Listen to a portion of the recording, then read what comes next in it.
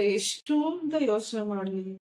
L ಕೂತ್ರು ಯೋಚನೆ ಬರುತ್ತೆ, ಊಟ ಮಾಡ್ತಿದ್ರು ಯೋಚನೆ ಬರುತ್ತೆ, ಮಲ್ಕೊಂಡ್ರು ಯೋಚನೆ ಬರುತ್ತೆ, ಎಲ್ ಕೂತಿದ್ರು ಏನಾದ್ರೂ ಒಂದ್ ಯೋಚನೆ ತಲೆಯಲ್ಲಿ ಇದ್ದೇ ಇರುತ್ತೆ. ಯಾಕಪ್ಪ ಲೈಫಲ್ಲಿ ಏನು ಒಂಥರ ನೆಮ್ಮದಿನೇ ಇಲ್ಲ.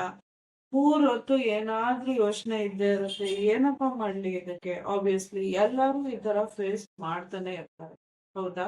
ಮತ್ತೆ ಎಷ್ಟೋ ಸಲ ನಾವೇನಾಗ್ಬಿಟ್ಟಿರ್ತೀವಿ ಅಂದ್ರೆ ನಮ್ದೇ ನಮ್ಮ ಯೋಚನೆಗಳಲ್ಲಿ ನಾವು ಮುಳುಗ್ ಹೋಗಿ ಎಷ್ಟೋ ಸಲ ನಮ್ಮನ್ ಬಂದು ಎಷ್ಟೋ ಜನ ಎಬ್ಸಿರ್ತಾರೆ.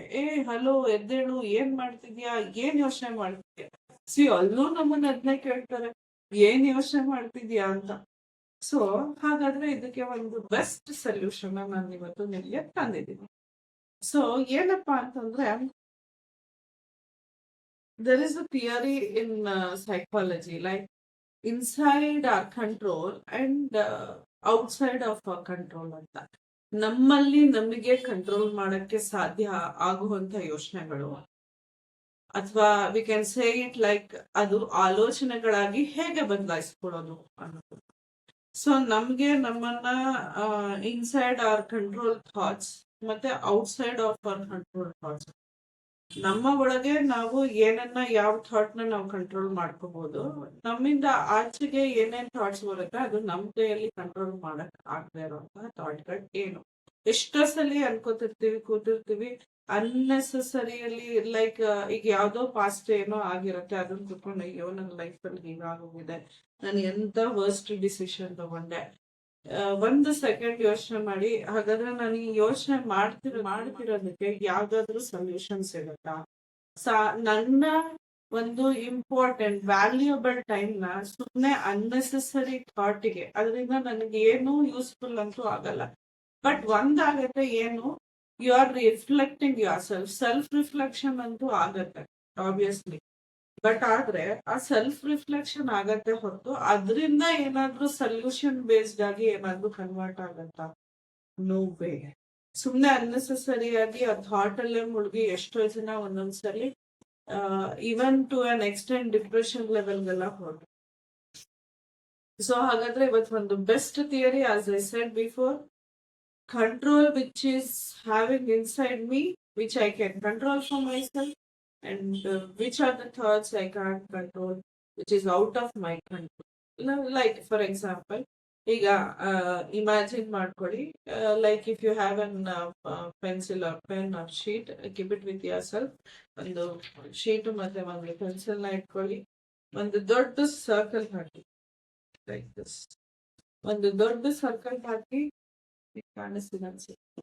ಸೊ ಒಂದು ಸರ್ಕಲ್ ಹಾಕ್ಬಿಟ್ಟು you just put like this is, ಇದ್ರೊಳಗೆ ಇನ್ನೊಂದು ಚಿಕ್ಕ ಸರ್ಕಲ್ ಹಾಕಿ, ಈ ದೊಡ್ಡ ಸರ್ಕಲ್ ಒಳಗಡೆ ಇನ್ನೊಂದು ಚಿಕ್ಕ ಸರ್ಕಲ್ ಹಾಕಿ.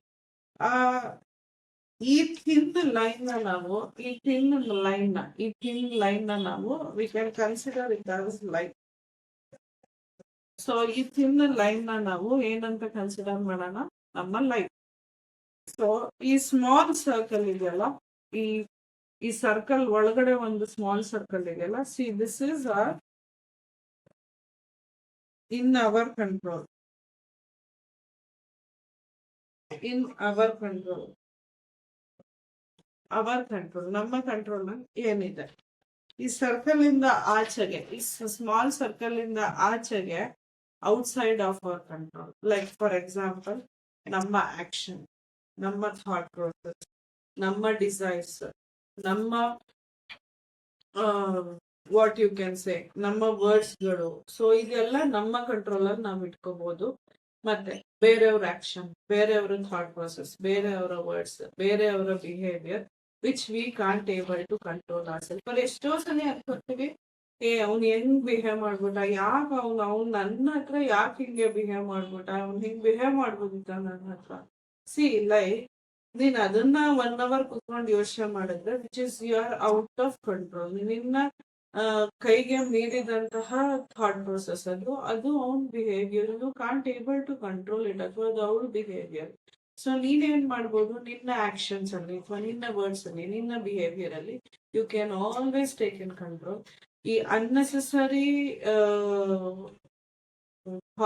ರಿಪಿಟೇಟಿವ್ ಥಾಟ್ಸ್ ಗಳನ್ನ ಸ್ಟಾಪ್ ಮಾಡ್ಬೇಕು ಅಂದ್ರೆ you always have to keep this theory inside your mind. Like there is a circle always in my life where which is having also an inner circle, ನನ್ನ thought process ನಾನು control ಮಾಡ್ಕೋಬಹುದು, and there is also a big circle which I can't able to control, which is out of my control.